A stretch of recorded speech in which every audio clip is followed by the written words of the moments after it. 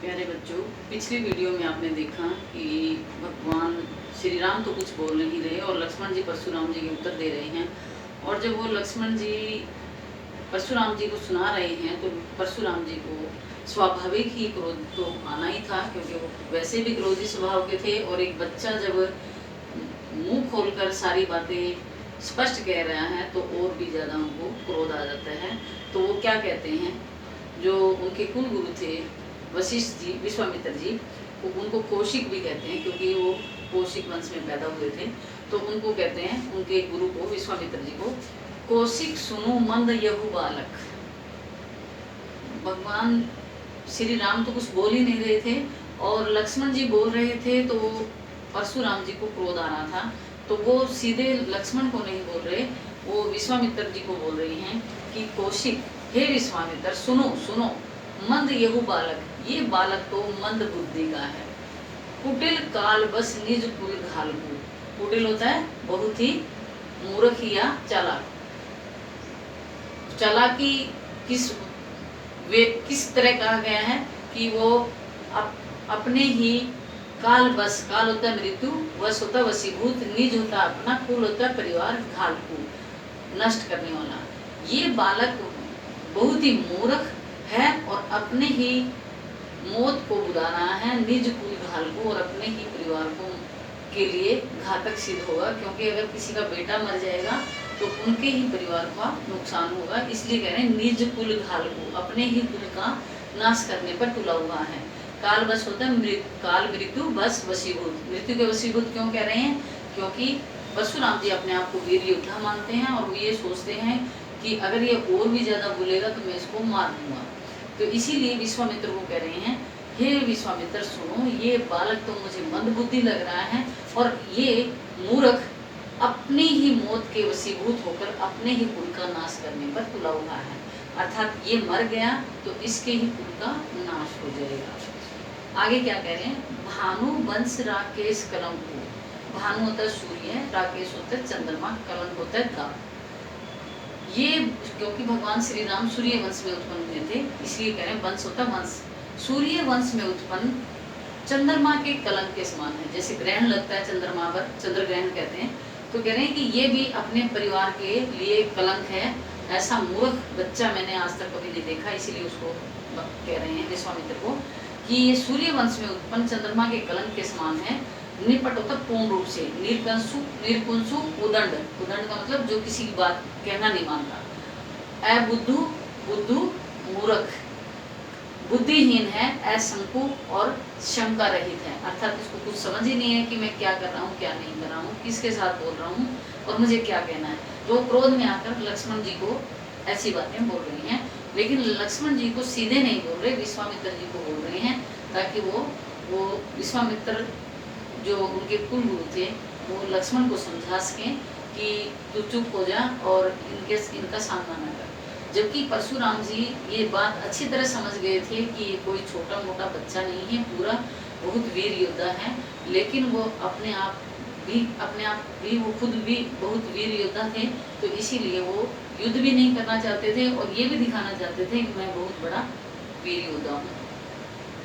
तो वो कह रहे हैं सूर्य वंश में उत्पन्न चंद्रमा के कलंक के समान पूर्ण रूप से ये उदंड, मूर्ख और शंका रहित बालक है। काल कबलू होई क्षण माही, क्षण होता पल भर में, माही में, काल मृत्यु के, ये पल भर में ही मृत्यु के कोष में जाने वाला है। अर्थात ये इसकी पल भर में ही मैं इसको मौत के घाट उतार दूंगा। क्षण माही, पल भर में ही ये मृत्यु के पास जाने वाला है।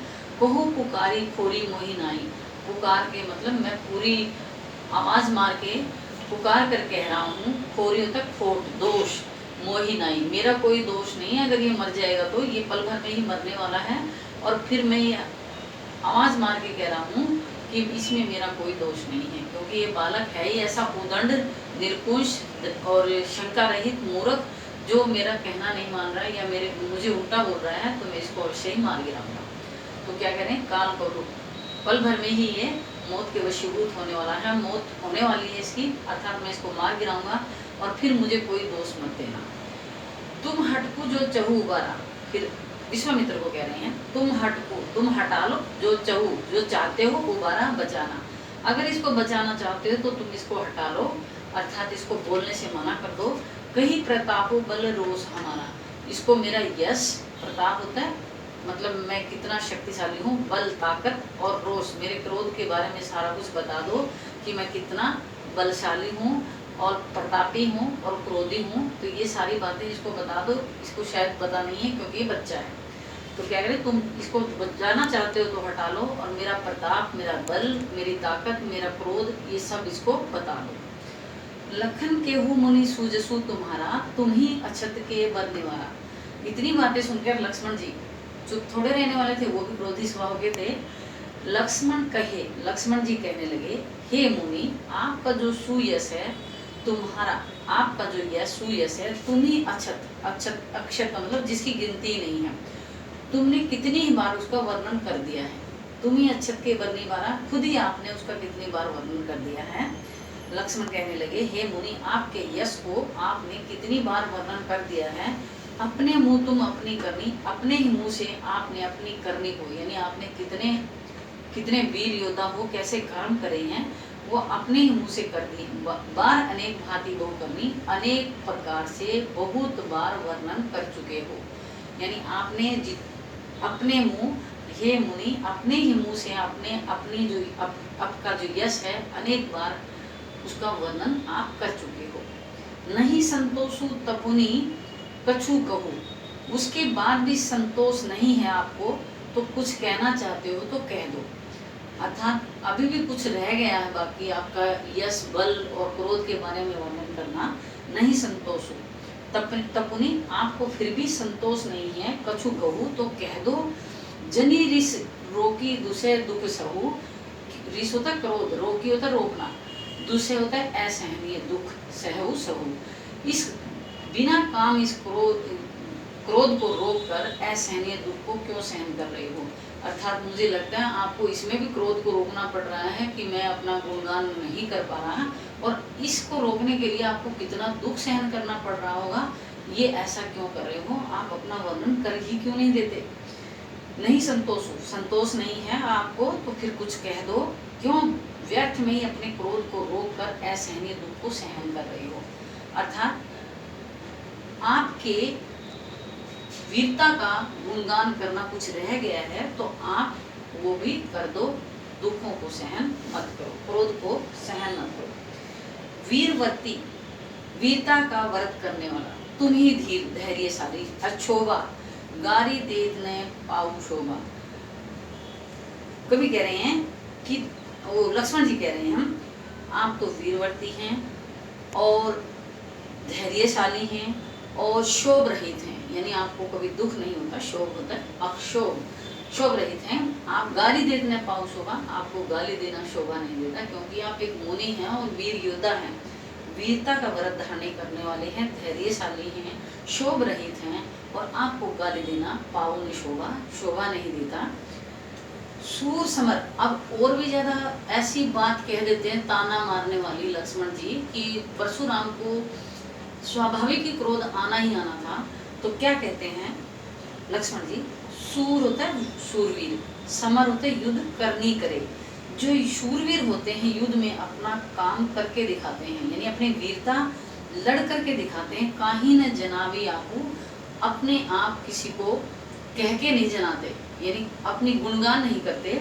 विद्यमान रन पाई रिपु, कायर कथी प्रतापू, जो अपने दुश्मन को देखकर, जो कायर होता है वो अपने दुश्मन को देखकर अपने प्रताप और यश का गुणगान करता है, वो कभी वीर नहीं होता। कहने का भाव यह है कि अगर वीर योद्धा हो तो लड़कर दिखाओ, अपने गुणगान गाने की क्या जरूरत है। तो स्वाभाविक ही उनको गुस्सा तो आना ही था।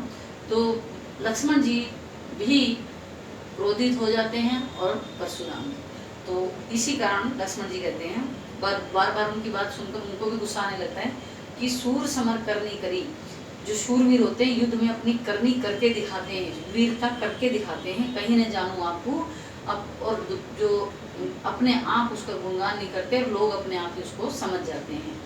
जो कायर होते हैं, कायर रिपु, दुश्मन के सामने, विद्यमान रण पाई, युद्ध में अपने दुश्मन को देखकर जो अपने प्रताप और यश का गुणगान करते हैं, वो वास्तव में वीर योद्धा नहीं होते। कहने का भाव यह है कि हे परशुराम मुनि, आप अपना गुणगान कर रहे हैं, अगर सही मायने में आप योद्धा हैं तो मेरे साथ लड़कर दिखाएं। तो इस प्रकार जो इस पद में राम भगवान श्री राम तो चुप रहते हैं और लक्ष्मण जी और परशुराम जी आपस में संवाद कर रहे हैं। और संवाद क्या है, वो एक दूसरे को क्या है, चुनौती दे रहे हैं कि मैं आपसे कम नहीं। प्यारे बच्चों, ये वीडियो आपको पसंद आई है तो इसको शेयर भी करना, लाइक करना और सब्सक्राइब करना। और कमेंट बॉक्स में आप बिल्कुल कुछ भी नहीं देते हैं, आपको वीडियो कैसी लगी, उसमें कुछ कमी है, अच्छी लगी या नहीं लगी, तो कमेंट में ज़रूर दें और अपने दोस्तों के साथ भी इसको शेयर करें। धन्यवाद।